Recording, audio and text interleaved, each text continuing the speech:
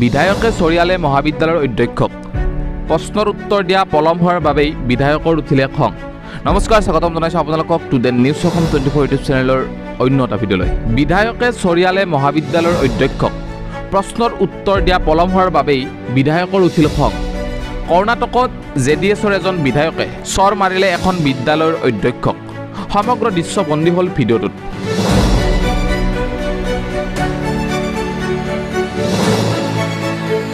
দৰাচলতে JDSৰ বিধায়ক M শ্ৰীনিবাসে মহাবিদ্যালয়খনলৈ আহিছিল।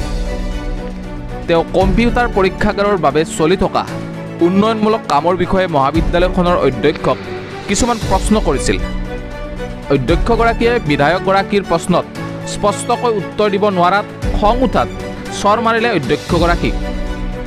ভিডিঅ'টোত বিধায়ক M শ্ৰীনিবাসে ৰাজহুৱাভাৱে নলবাৰী কৃষ্ণৰাজ ITI মহাবিদ্যালয়ৰ অধ্যক্ষক চৰ মাৰাৰ দৃশ্য স্পষ্টকৈ বন্দী হৈছিল। প্ৰত্যক্ষদৰ্শীৰ মতে অধ্যক্ষ নাগানন্দে পুনৰ নিৰ্মাণ কৰা ITI মহাবিদ্যালয়ৰ পৰীক্ষাগাৰত কামৰ বিষয়ে বিধায়কগৰাকীক তথ্য নিদিয়াত খং উঠিছিল তেওঁৰ। খং উঠি বিধায়কজনে তেওঁক গালি পাৰিছিল আৰু তেওঁৰ সহকৰ্মীৰ সন্মুখত তেওঁক দুবাৰকৈ চৰ মাৰিছিল। ভিডিঅ'টো ভাইৰেল হোৱাৰ পিছত ঘটনাটোক লৈ এতিয়া সাধাৰণ জনতাৰ মাজত ক্ষোভৰ সৃষ্টি হৈছে। এনেকুৱা ধৰণৰ খবৰবোৰ সকলোকে প্ৰথমে চাবলৈ টুডে নিউজ অসম 24 ইউটিউব চেনেলটো ছাবস্ক্ৰাইব কৰি ন'টিফিকেশ্যন বেলটো অন কৰিব নাপাহৰিব।